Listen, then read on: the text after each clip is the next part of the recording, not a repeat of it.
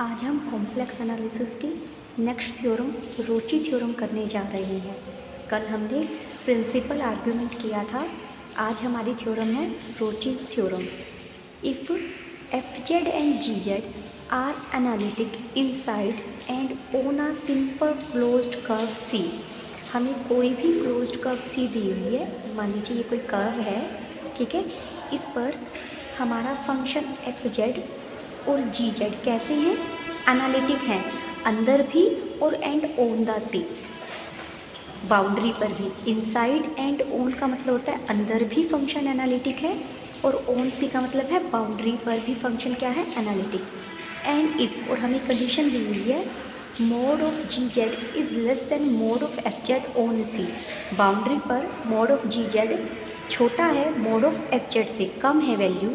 Then हमें prove क्या करना है, f z and f z plus g z both have the same number of zeros inside C. C के अंदर f z और f z plus g z की same number of zeros होंगी, ठीक है। हमें क्या क्या दिया हुआ, प्रूफ शुरू करते हैं। Suppose f z and g z are analytic inside and on a simple closed curve C. F z और जी जेड कैसे फंक्शन है, एनालिटिक है किसी भी कर्व सी में और सी पर। Mod of g z less than mod of f z है ऑन सी, ठीक है। Firstly we should prove that, सबसे पहले हम क्या प्रूव करेंगे कि एफ जेड और f z plus g Z दो फंक्शन, टोटल हमारे पास तीन फंक्शन हो गए, एक एफ जेड है, एक जी जेड है और एक फंक्शन है f z plus g Z, ठीक है। हम प्रूव कर रहे हैं कि एफ जेड और f z plus g Z जो ये दोनों फंक्शंस हैं, इनकी जीरोज बाउंड्री पर लाई नहीं करती, यानी इनकी जो जीरोज हैं वो इस कंटूर के अंदर हैं, इस कर्व सिंपल क्लोज्ड कर्व के अंदर हैं, बाउंड्री पर नहीं है। We prove that neither f z nor f z plus g z has zeros on C. On C का मतलब है बाउंड्री पर, कि इन दोनों फंक्शंस की जीरोज बाउंड्री पर लाई नहीं करती। तो इसके लिए हम मान के चले हैं कि सी पर कोई पॉइंट ए है, मान लो यहाँ कोई पॉइंट ए है, सच डेट एफ ऑफ ए क्या बन रहा है, जीरो। यानी हम उल्टा जो हमें प्रूव करना है उससे डिफरेंट उल्टा मान कर चले हैं कि f z has a zero at z is equal to a on C. C पर एक पॉइंट ऐसा मिल रहा है जिस पर फंक्शन क्या है, जीरो, यानी एफ ऑफ ए जीरो होगा। एफ ऑफ ए जीरो होगा लेकिन बाउंड्री पर तो ये कंडीशन दी हुई है मुझे, यानी mod of g a less than equal to zero होगा, लेकिन ये तो मोड क्वांटिटी है, जीरो से कम तो हो नहीं सकती, यानी मोड ऑफ जी ए भी क्या हो जाएगा, ज़ीरो, ठीक है। एफ ऑफ ए जीरो लिया, हमें गिवन है mod of g z less than mod of f z on C, boundary के हर पॉइंट पर।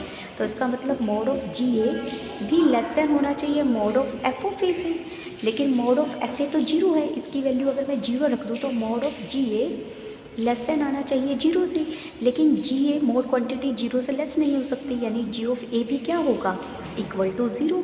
लेकिन ये तो कॉन्ट्राडिक्शन आ गई, क्योंकि हमें दिया हुआ है mod of g z strictly less than mod of f z, ये दोनों इक्वल नहीं है ऑन सी, बाउंड्री पर कहीं भी हर जगह मोड ऑफ जी जेड की वैल्यू इससे कम है, कहीं भी ये दोनों इक्वल नहीं है।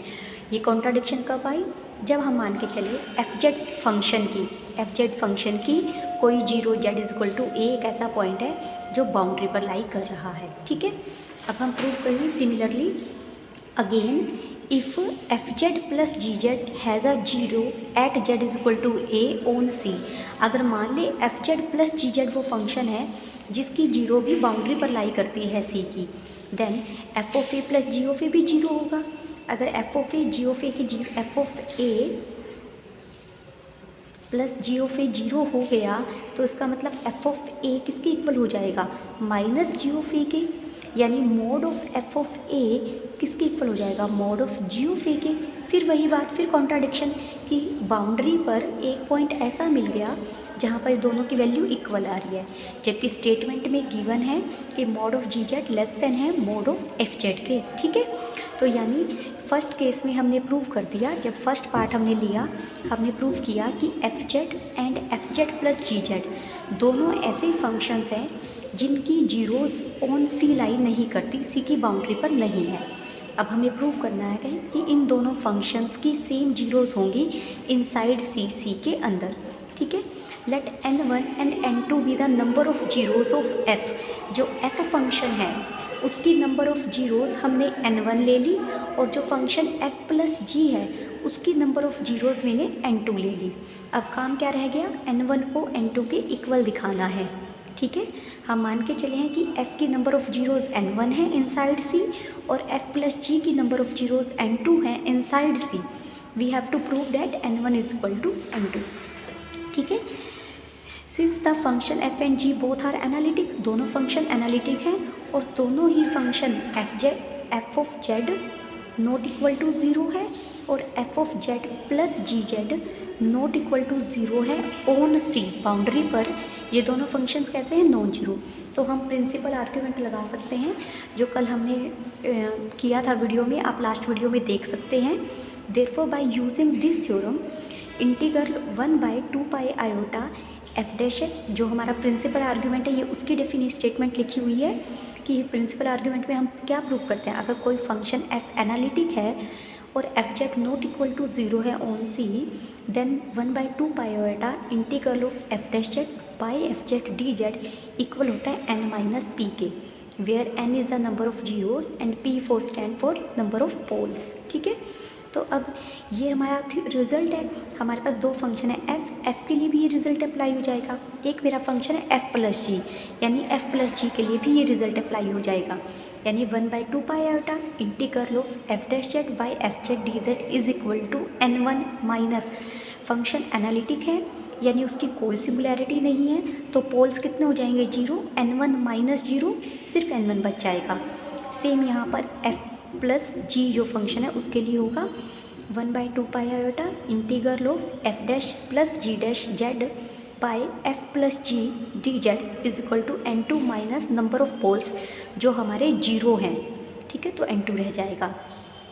हमने इसमें से ये सब्ट्रैक्ट कर दिया, लेफ्ट में से लेफ्ट सब्ट्रैक्ट किया तो 1/2 पाई आयोटा बाहर आ गया, integral of f dash z f dash plus g dash by f plus g minus f dash by f d z is equal to n2 minus n1 हो गया,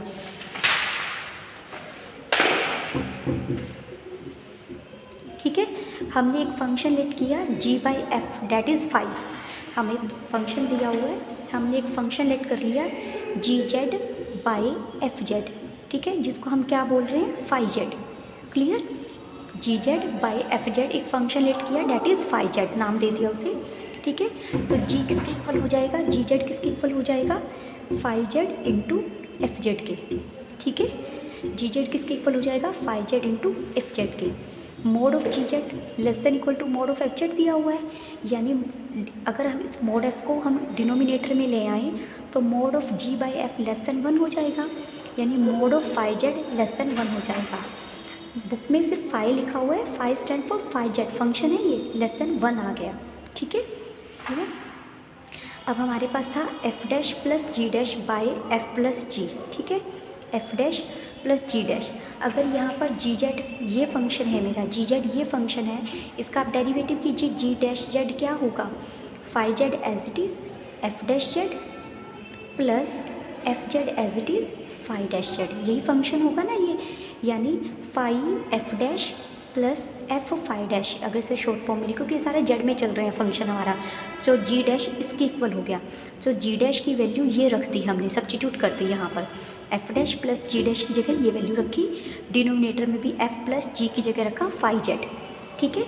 यहाँ ऊपर calculation part किया, f dash common लिया 1 plus phi, phi dash f by f common लिया 1 plus phi, ठीक है।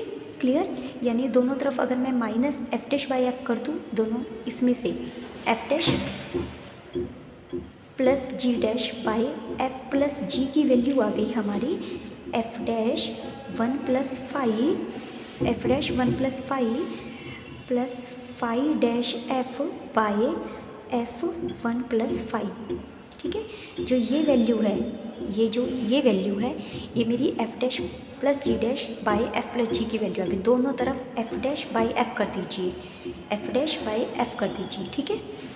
तो आप करेंगे तो आप इसे सोल्व करेंगे तो ये आ जाएगा phi dash divided by 1 plus phi, ठीक है।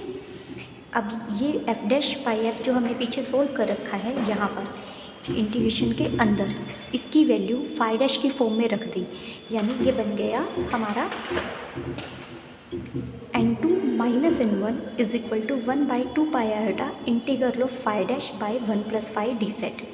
यानी n2 minus n1 1 plus phi को हम ऊपर ले जाएंगे, phi dash 1 plus phi raised to power -1 हो जाएगा, ऊपर जाएगा इन्वर्स हो जाएगा डी सेट। ठीक है, हम इसकी बाइनोमियल एक्सपेंशन सोल्व करेंगे। बाइनोमियल एक्सपेंशन सोल्व करेंगे तो ये बन जाएगा, फाई डैश बाहर है, इसकी binomial expansion 1 minus five plus phi 2 minus phi 3 up to सोन डी जेड।